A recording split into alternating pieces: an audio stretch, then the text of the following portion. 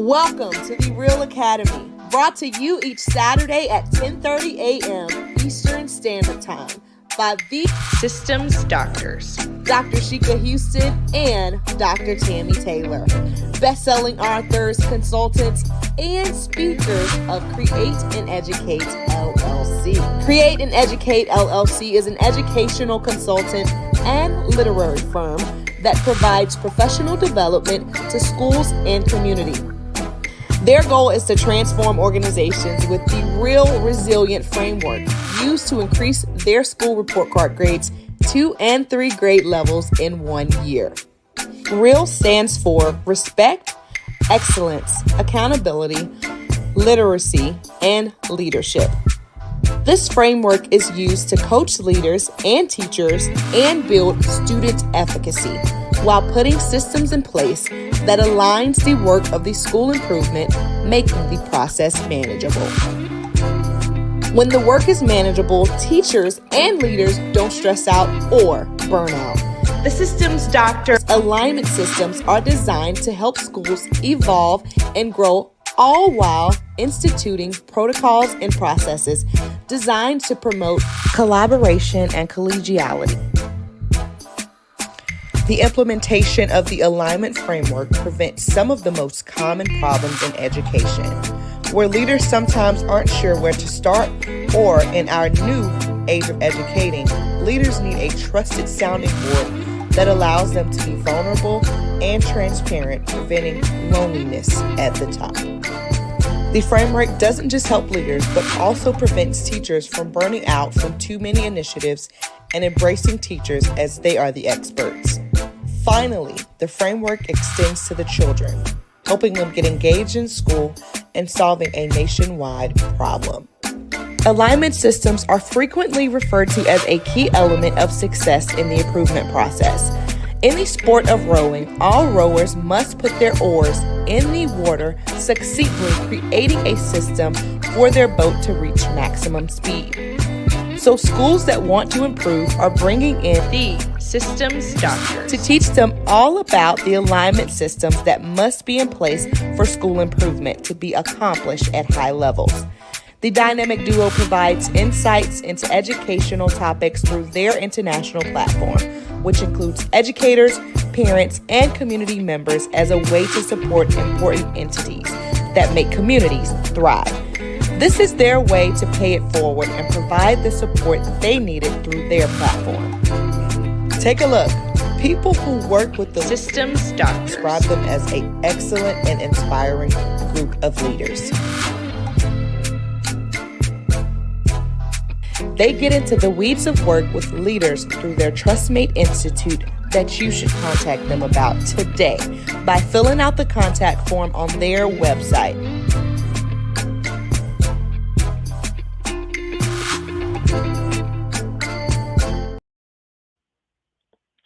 Happy Super Saturday, everyone. Welcome to the REALL Academy, brought to you by Create and Educate with your very own Systems DoctHers, HERS. I am Dr. Sheka Houston.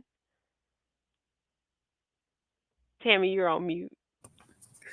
Thank you. Good morning, everybody.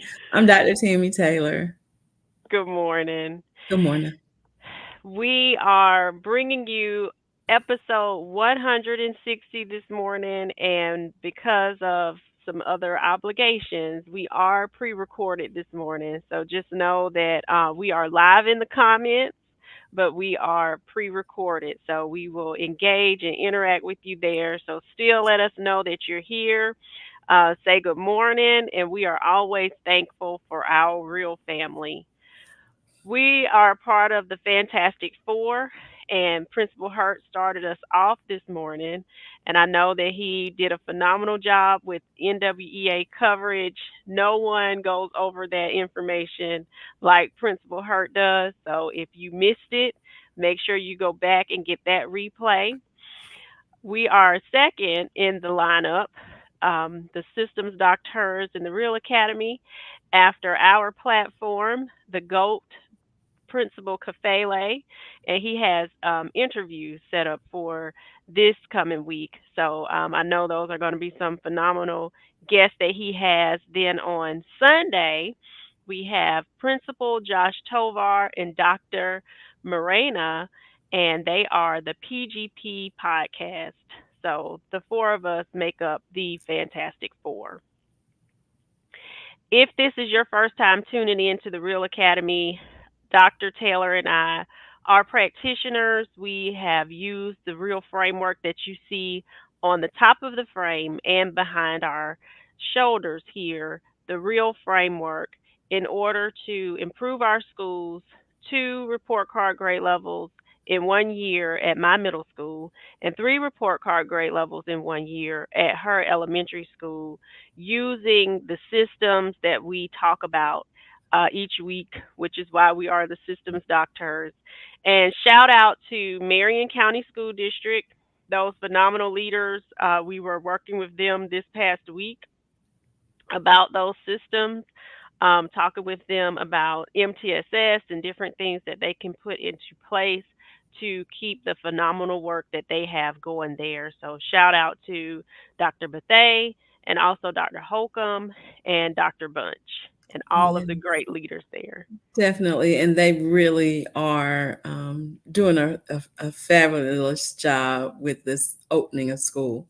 So we're super excited to be working with them. Most definitely.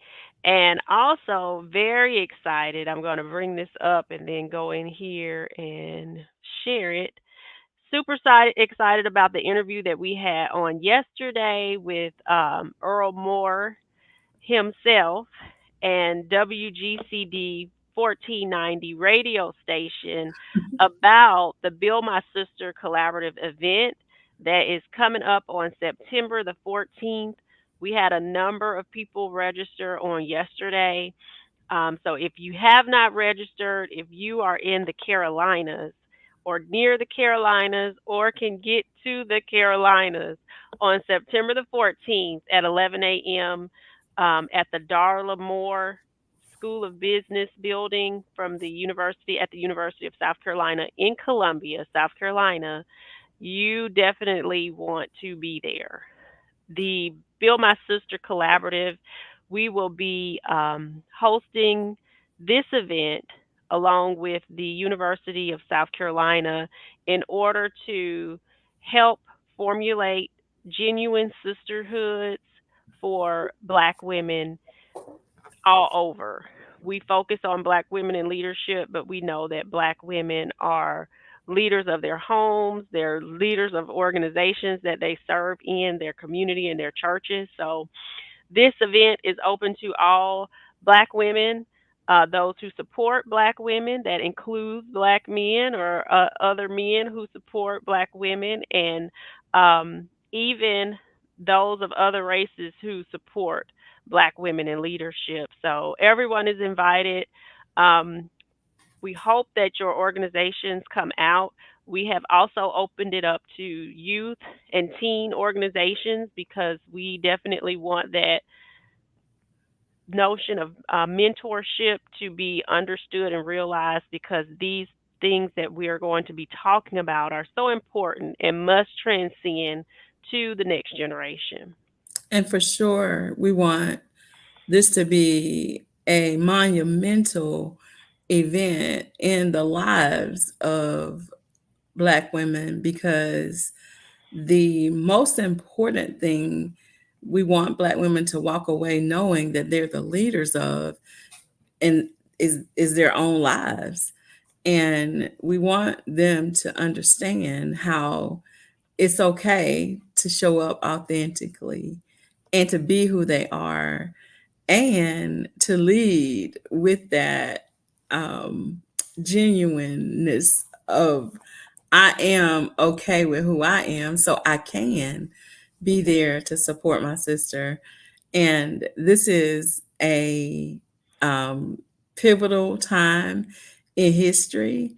So I think that this is a timely event, and we're going to expect great things. We just think that this allows for there to be that unique set of women who come together. And like as Sheka said, it's not just in educational leadership, but it's whatever field you are leading in. And again, if you just are showing up as a leader in your life, we want you to be there so that you can benefit from this incredible experience that will allow for you to support the event, of course, but also to learn how to support one another.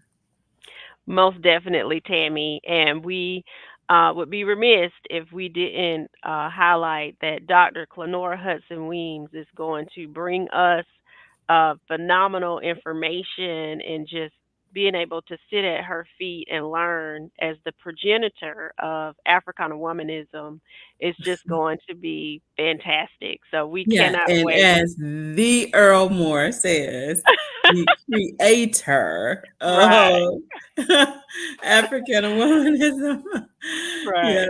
she will be there in person, live and in person. And as Sheikah said, she has the wisdom of the ages. So it will be great just to hear how this framework was conceptualized with her, and Hmm.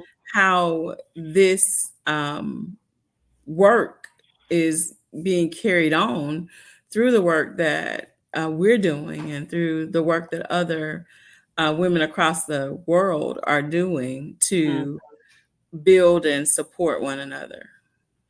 And I do want to point this out because it was mentioned to us before.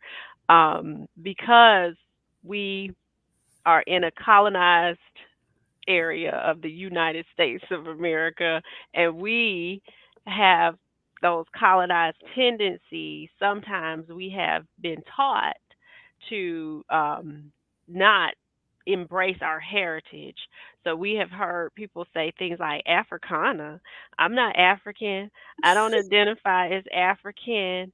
And whether or not you identify, um, our culture is rooted in the mother country, or somewhere other than here. And so what Africana womanism does is gets us back to those African centered principles that our culture is rooted in, and they are much more natural than a lot of things that we have been exposed to and have adopted as our way of life. So we hope that you are open and come out and embrace, because this is life changing. You will not be the same after this. Definitely. And I do want to just say, Shika, because I think you are spot on.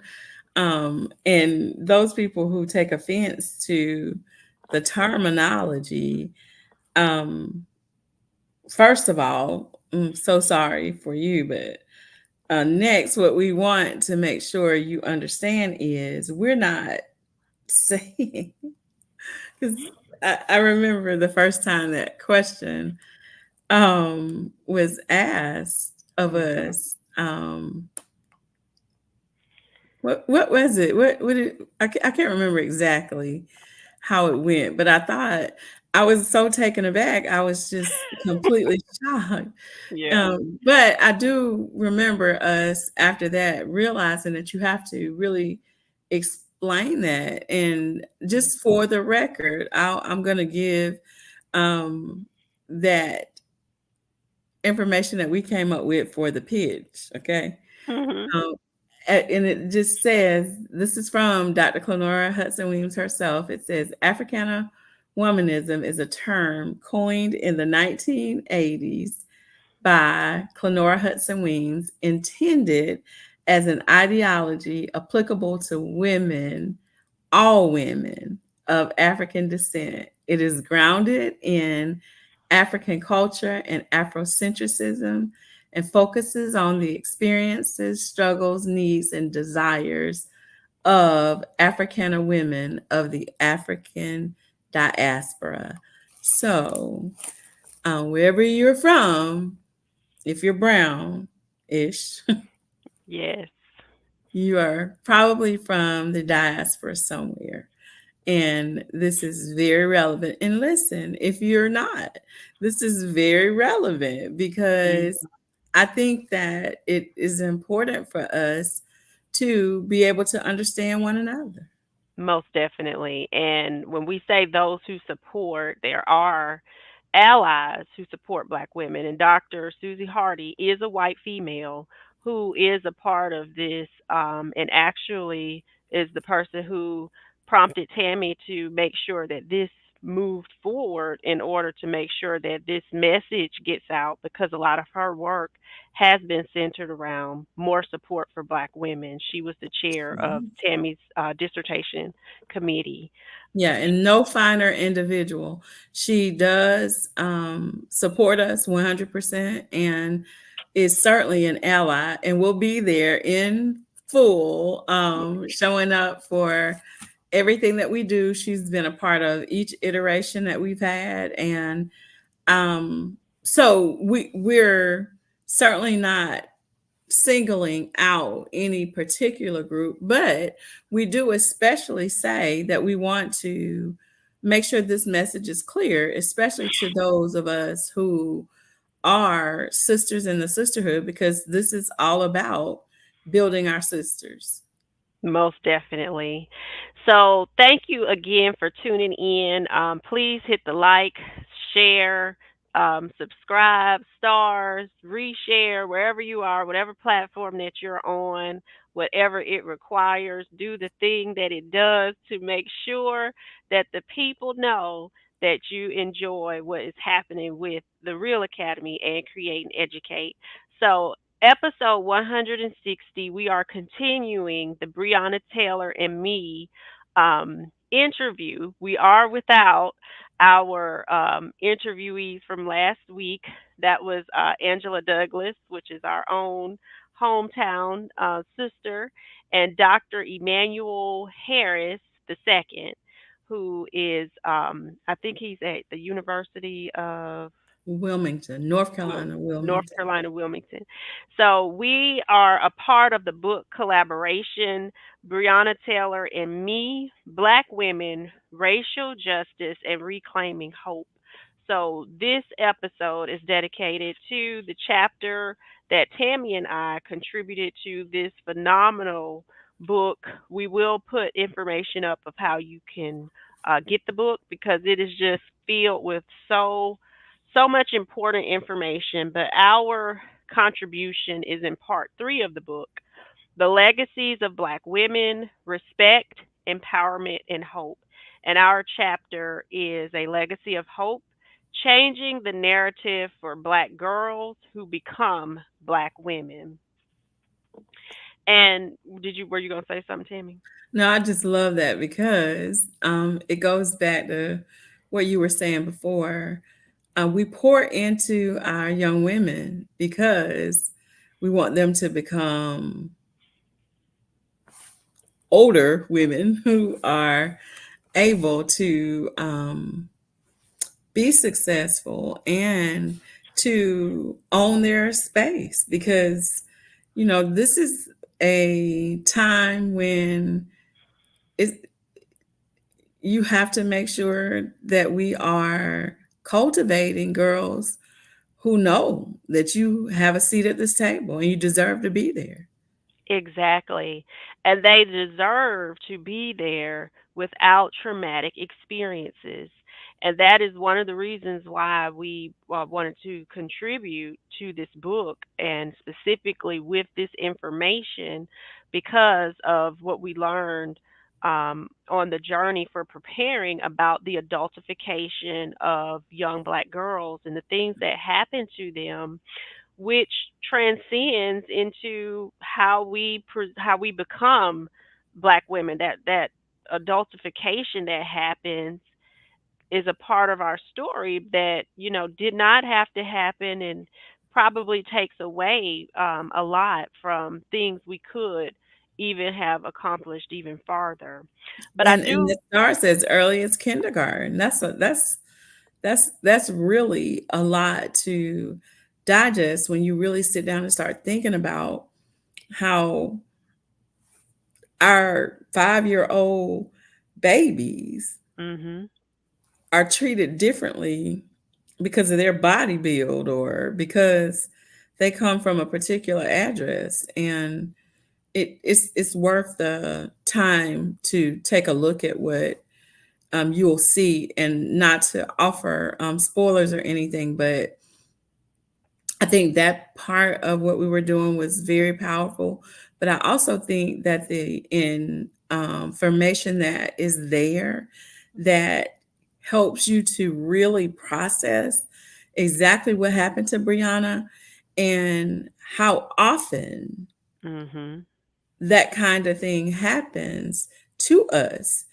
Um, for whatever reason, we kind of break down for you. There is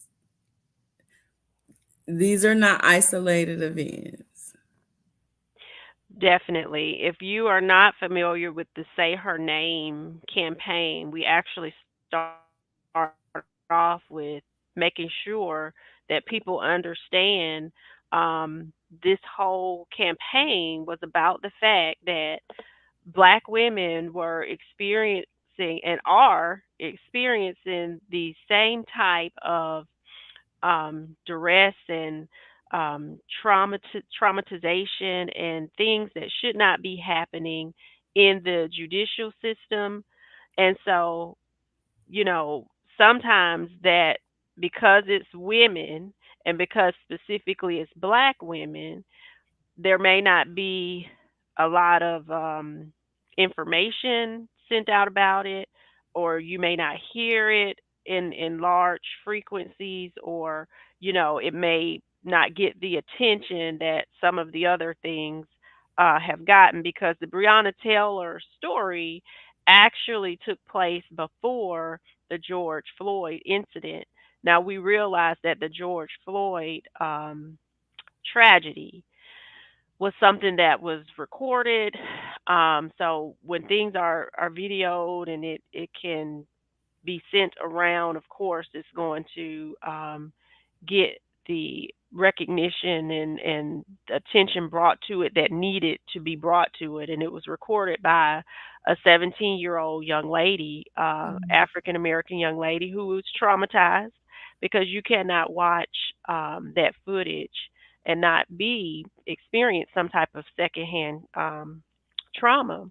But that information is important because it just fits into that narrative about what we are trying to send the message about anyway, about Black women not getting the support, whether it be from the judicial standpoint, in the workplace.